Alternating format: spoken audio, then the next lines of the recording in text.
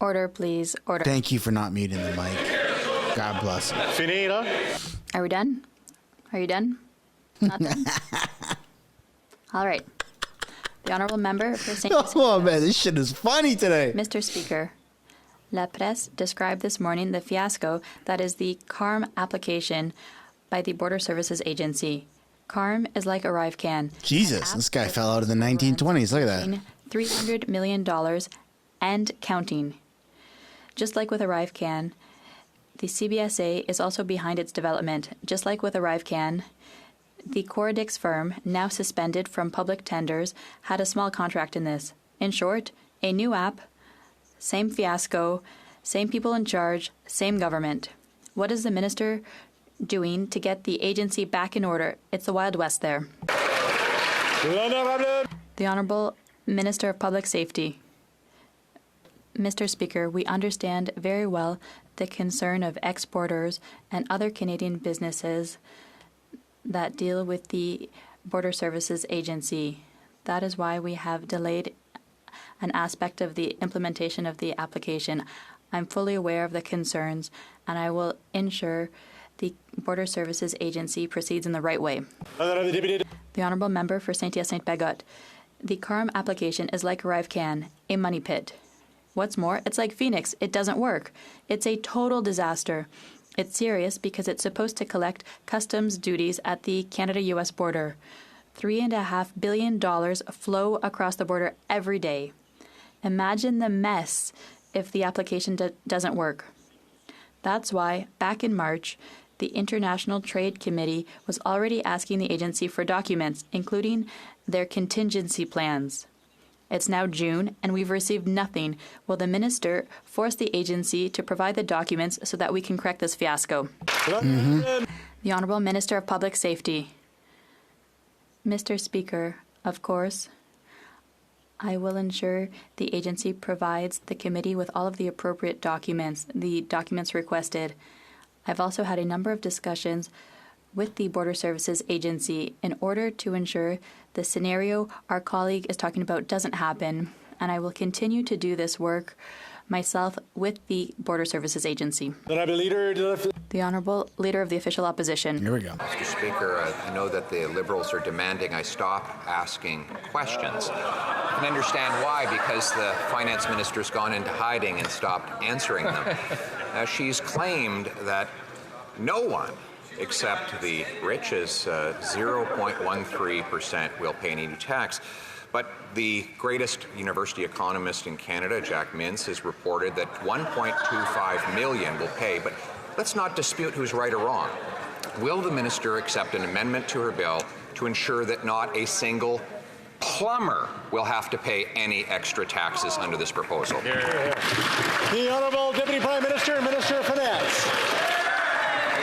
Speaker, we can see how nervous and how anxious the Conservatives. Oh my God. They spent 8 weeks terrified of saying anything about capital gains. And today, the Conservative leader is so anxious, he doesn't trust a single member of his caucus to say a word. But you know, Mr. Speaker, I have sympathy for them because they have shown how phony they are. They have had a chance to be on the side of working people, on the side of fairness. They've shown whose side they're really on. The Honourable Leader of the Official Opposition.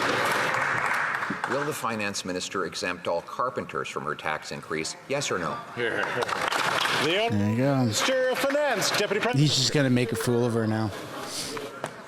Mr. Speaker, we presented every single member of this House with a very clear and actually really easy choice.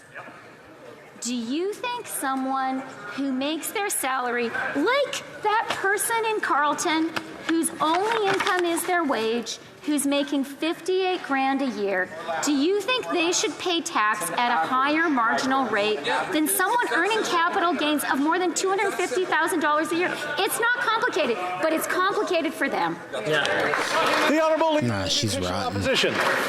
Mr. Speaker, there are a lot of restaurant owners who will pay this tax increase on their very first dollar of investment gains that inside a company. That is a fact. So will who earn $58,000 a year? So simple question. If what I'm saying is wrong, there's a very simple solution. Will the minister commit to amending her bill to say that any retiring restaurant owner who's been earning $58,000 a year will be fully exempt from any of these tax increases? The Honourable Minister of Finance and Deputy Prime Minister. Mr. Speaker. Mr. Speaker, there was once a Conservative Prime Minister. His name was John Diefenbaker. He was from the prairies like me and like the Conservative leader. He set up a Royal Commission on Tax, and Ken Carter, who led that commission, said memorably, a buck is a buck is a buck. He thought that all your income, whether it's a capital gain or you make it through hard work, should be taxed. But these Conservatives have shown their true colors. They are just not on the side of working people, and they're embarrassed. Yeah. The Honourable Leader of the Official Opposition. John Diefenbaker is from Saskatchewan, where there are lots of farmers. So the member won't commit Turning it around on her again. law to exempt carpenters or plumbers or retiring modest income independent restaurant owners. So very simple question. Given that we're in a food price crisis, will the finance minister amend her proposal to say that no farmer will pay higher taxes under this plan? The Honourable Deputy Prime Minister and Minister of Finance. Mr. Speaker, the Conservative leader is squirming. The Conservative leader is nervous. And I know why he's nervous, Mr. Speaker, because we presented him yesterday with a very clear choice. You could be on the side of someone who sweats every day, who earns all their money through their paycheck, or you can say someone who is earning in every single year more than $250,000 in capital gains. We know whose side we're on. Now we know whose side they're on too. Yeah. The Honourable. A wonderful grandmother, 93-year-old Liz Diachin, is severing a few lots off of her longtime family farm to give them to her kids and grandkids so that they can have a place to live in this terrible housing crisis. She was surprised to learn she's going to be paying this latest Liberal tax increase. She was asked, "Are you rich?" She said, "Are you kidding me? Are you kidding me? I'm on a pension."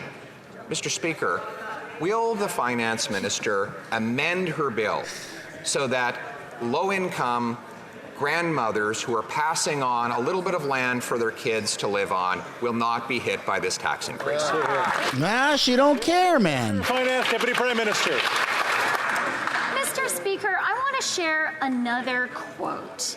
The wealthiest 1% who own the most expensive and luxurious real estate and have in their portfolios the most stocks and bonds will continue to see their net worth expand, having done nothing, by the way, to deserve that expanded net worth. When they sell those assets, they accrue a capital gain. We think more of it should be taxed. That's a quote from the member from Carleton. But that was when he was being a fake populist. The Honourable Leader of the Official Opposition. Mr. Speaker, Liz Diachin is not among those wealthy 1% the member just described. She has a pension of probably, I'm guessing, $45,000 a year.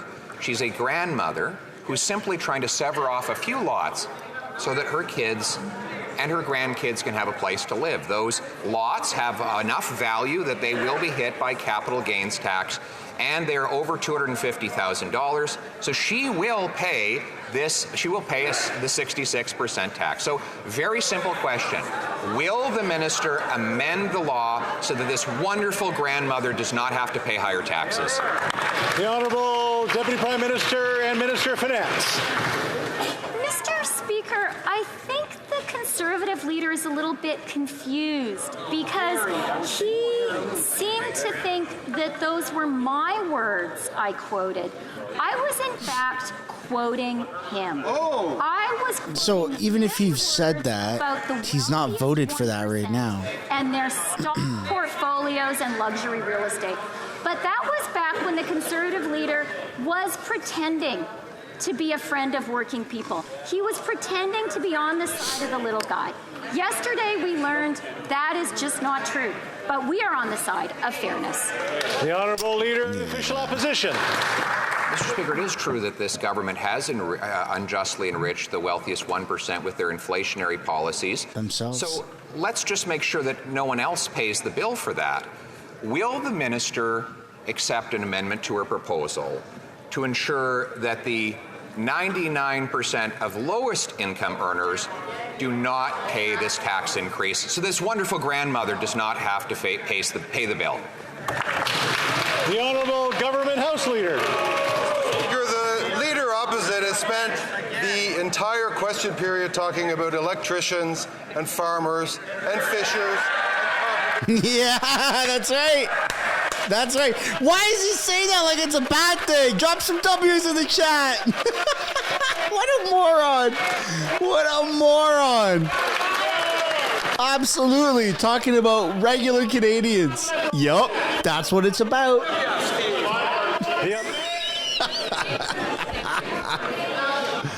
Oh, these people are so dumb. The Honourable Government. I love it. Start from the top. Thank you, Mr. Speaker. The leader opposite cites electricians, carpenters, plumbers. Mr. Speaker, I come from family, as do many of us, of farmers and electricians and people who bring home a T4 slip at the end of the year. Those people who earn an honest paycheck, what do they expect from their government? They expect tax fairness. We are asking all those who gain $250,000 on their investments in a given year, 0.13% of the population, to pay a little bit more. I don't know any electricians who are in that category, Mr. Speaker.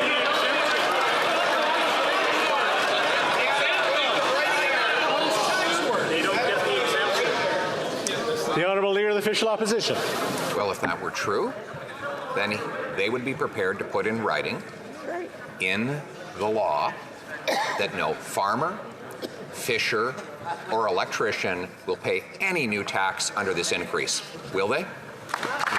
The Honourable Government House Leader. What will be in the law is that anyone who makes a capital gain over $250,000, the first $250,000 are exempt, 50% inclusion rate. Over $250,000 in a given year will pay 66%. That's less than Brian Mulroney asked them to pay, and it gets us closer to the fairness that who's asking for? The electricians, the farmers, the teachers, the nurses, the fishers, the people in Canada who expect us to stand up for tax fairness and against that.